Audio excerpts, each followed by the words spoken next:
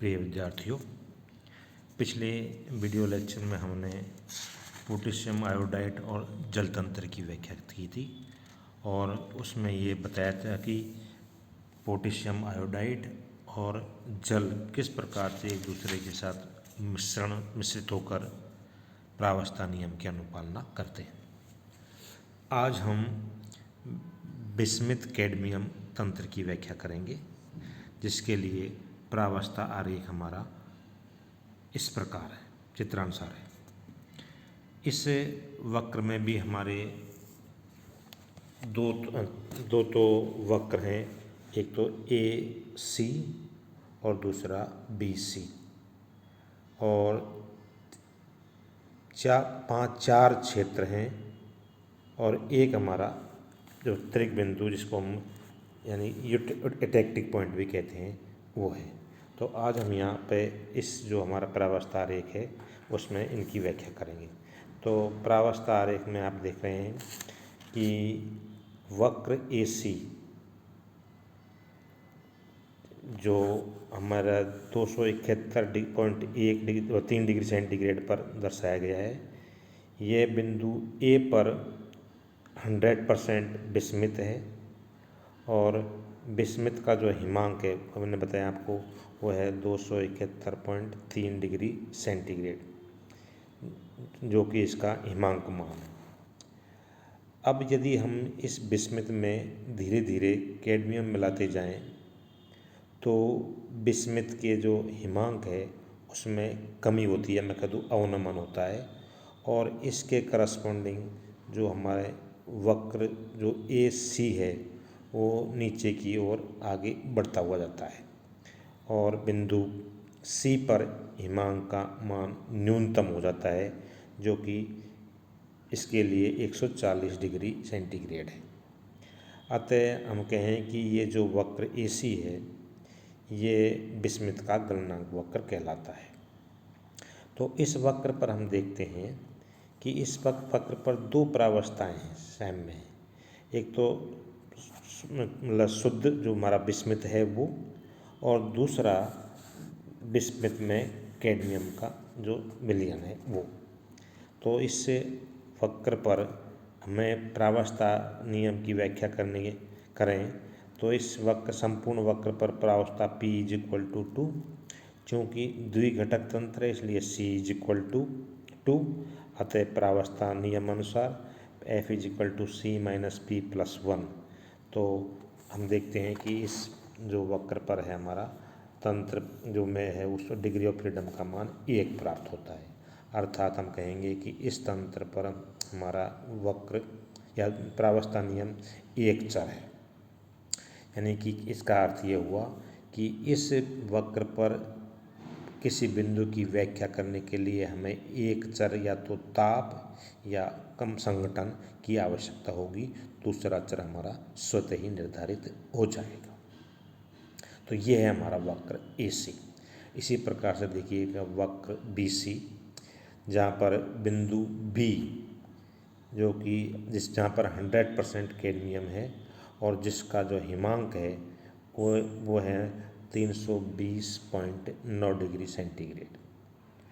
और इस जो शुद्ध कैडमियम है इसमें यदि हम धीरे धीरे बिस्मित मिलाते जाएं तो जिस प्रकार से वक्र AC पे हमारा हिमांक में अवनमन हो रहा था, उसी प्रकार से वक्र BC पर भी हिमांक में अवनमन होता जाएगा और ये वक्र BC के सहारे नीचे की ओर शिफ्ट होता हुआ चला जाएगा।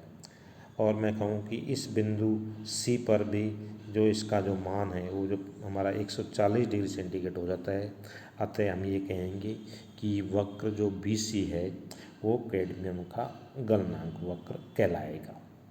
तो इस वक्र पर भी हम किसी बिंदु पर प्रावस्था नियम की व्याख्या करें तो इस वक्र पर भी दो प्रावस्थाएं होंगी।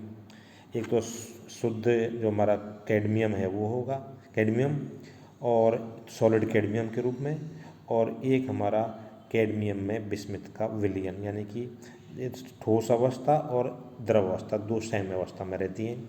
तो इस जो संपूर्ण वक्र है इस पर यदि हम कहें कि प्रावस्था P इज इक्वल टू 2, क्योंकि द्विघटक तंत्र है इसलिए C इज इक्वल टू 2, अतः प्रावस्था नियमानुसार जैसे हमारा इस वक्र इसी पे था तो उसी प्रकार से यहाँ पर डिग्री ऑफ फ्रीडम का मान 1 प्राप्त होगा।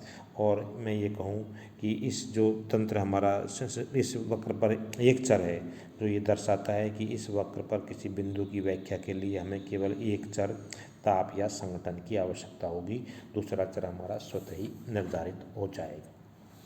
तो ये तो हुए हमारे दोनों वक्र ए सी और बी सी।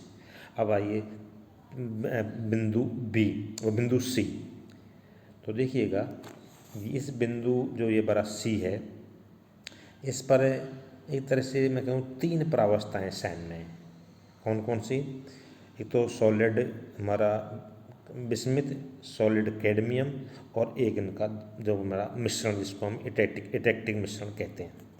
तो ये मैं कहूँ कि इस बिंदु सी पर मिश्रण के संगठन में 40% तो क्या है हमारी बिस्मिथ है और 60% क्या है कैडमियम। तो मैं ये कहूँ कि इस मिश्रण का जो न्यूनतम गलनांक है वो 140 डिग्री सेंटीग्रेड है, अर्थात ये आसानी से पिघलने वाला एक यूटेक्टिक मिश्रण है और इसे इटेक्टिक मिश्रण के गलनांक बिंदु सी को हम यानी इटेक्टिक बिंदु कहते हैं, जिसको गलन क्रांतिक बिंदु भी कह सकते हैं हम। और ये इटेक्टिक बिंदु से यहाँ पे तात्पर्य है कि वह बिंदु जिस पर न्यूनतम ताप वह बिंदु जहाँ पर न्यूनतम ताप जिस पर गलित द्रव अस्तित्व में रहता है वो बिंदु हमारा इटेक्टिक बिंदु होता है। इस बिंदु के ताप को हम क्या कहेंगे? इटेक्टिक ताप कहते हैं। और इस बिंदु पर जो मिश्रण हमारा जो है उपस्थित है उसे हम कहते हैं इटेक्टिक कंपोजिशन। तो मैं ये कहूँ कि इस बिंदु पर सी पर यदि हम तंत्र की व्याख्या करें, जब उसकी व्याख्या करें प्रावस्था नियम की, तो इस बिंदु पर 3 प्रावस्थाएं होगी हमारे, कैडमियम, बिस्मिथ और जो हमारा इटेक्टिक मिश्रण है। तो इस बिंदु जो सी पर है प्रावस्था P इज इक्वल टू 3, क्योंकि द्विघटक तंत्र है C इज इक्वल टू क्या हो गया हमारा 2, अतः प्रावस्था नियमानुसार।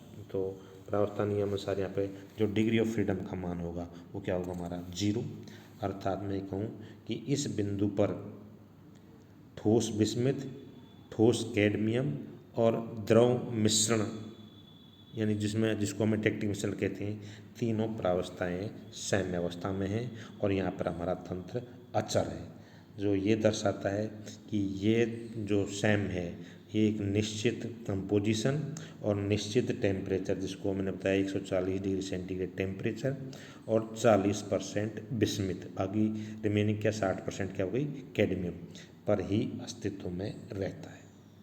तो ये हमारा गलन क्रांतिक बिंदु या जो इटेक्टिक बिंदु कहलाता है। अब हमारे चलिए क्षेत्रों में, तो यहाँ हम क्षेत्रों की व्याख्या करें तो यहाँ पर हमारा हम सबसे पहले लेते हैं क्षेत्र ADC। तो देखिएगा इस क्षेत्र में 2 प्रावस्थाएं सैम्य अवस्था में, एक तो ठोस बिस्मिथ और दूसरा विलयन। तो मैं ये कहूँ कि इस जो क्षेत्र में तंत्र की व्याख्या के लिए हमें कितने चरों की आवश्यकता होगी? तो चूँकि प्रावस्था P इस जो क्षेत्र है इसमें प्रावस्था P इज इक्वल टू 2, क्योंकि द्विघटक तंत्र है इसलिए C इज इक्वल टू क्या हो जाएगा हमारा 2, अतः प्रावस्था नियमानुसार क्या हो जाएगा हमारा डिग्री ऑफ फ्रीडम का मान क्या हो जाएगा हमारा वही F इज इक्वल टू 1। तो मैं कहूँ कि इस क्षेत्र में बिस्मिथ और द्रव्य सैम्य अवस्था में हैं और इस प्रावस्था के लिए यदि हम स्वतंत्रता की कोटि ज्ञात करें तो वो 1 प्राप्त होती है, जो हम कहते हैं कि इस क्षेत्र में यदि हम किसी बिंदु की व्याख्या करनी है तो हमें एक टाई रेखा खींच करके ज्ञात कर सकते हैं। इसी प्रकार क्षेत्र लिख लीजिए BCD। तो इस क्षेत्र में भी हमारी 2 प्रावस्थाएं सॉलिड कैडमियम व विलयन सैम्य अवस्था में रहेंगी और इस क्षेत्र में भी प्रावस्था P इज इक्वल टू क्या होगा हमारा प्रावस्था P इज इक्वल टू क्या हो जाएगी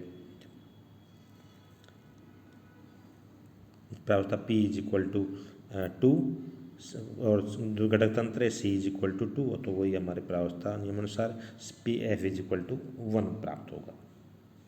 अब देखिए क्षेत्र ए सी बी के ऊपर का क्षेत्र, तो इस क्षेत्र में देखिएगा कि इस क्षेत्र में तंत्र में केवल एक ही प्रावस्था गलित द्रव, जिसको हम कहते हैं द्रव प्रावस्था साम्य है, द्रव प्रावस्था उपस्थित है। अतः यहाँ पर इस क्षेत्र में किसी बिंदु की व्याख्या के लिए यदि हम प्रावस्था नियम देखें तो प्रावस्था P इज इक्वल टू 1, क्योंकि हमारा द्विघटक तंत्र है C इज इक्वल टू 2, तो यहाँ पे जो स्वतंत्रता कोटि का मान क्या प्राप्त होगा कि यहाँ पे कोटि का मान हमारे 2 प्राप्त हो जाएगा। तो मैं कहूँ कि यहाँ पर तंत्र की व्याख्या के लिए हमें दो चरों की आवश्यकता होगी, ताप और संगठन, दोनों के बिना हम इसकी व्याख्या नहीं कर सकते। अब लिख लीजिए क्षेत्र डी सी और डी डैश के नीचे का क्षेत्र, तो देखिएगा क्योंकि ये यूटेक्टिक बिंदु के नीचे का क्षेत्र है, अतः यहाँ द्रव प्रावस्था बिल्कुल भी अस्तित्व में नहीं रहती है। अतः वक्र डीसी के नीचे वाले क्षेत्र में शुद्ध विस्मृत के साथ एटेक्टिक मिश्रण होगा, और यदि इस साइड में देखें तो ठोस कैडमियम के साथ एटेक्टिक मिश्रण होगा और शुद्ध कैडमियम के साथ इसमें, जबकि बिंदु सी के नीचे कैडमियम, ठोस विस्मित और एटेक्टिक तीनों ही मिश्रण साम्य है। चूँकि एटेक्टिक में भी ठोस कैडमियम, ठोस विस्मित होते हैं, अतः केवल 2 प्रावस्थाएं ही साम्य होंगी, दोनों सॉलिड के रूप में, और ये ठोस विस्मित और ठोस कैडमियम होंगी, और इनके जो क्रिस्टलों के आकार के आधार पर हम इनकी पहचान कर सकते हैं। तो मैं कहूँ कि इस क्षेत्र में कुल मिलाकर यदि प्रावस्था की बात करें हम, तो इस क्षेत्र में प्रावस्था P इज इक्वल टू 2, चूँकि हमारा द्विघटक तंत्र है C इज इक्वल टू 1, अतः प्रावस्था नियमानुसार इस क्षेत्र में हमारी डिग्री ऑफ फ्रीडम का मान 1 प्राप्त हो जाएगा, जो ये दर्शाता है कि इस क्षेत्र में हम किसी बिंदु की व्याख्या करने के लिए कोई टाई रेखा खींच करके उसके आधार पर हम उसका मान निकाल सकते हैं।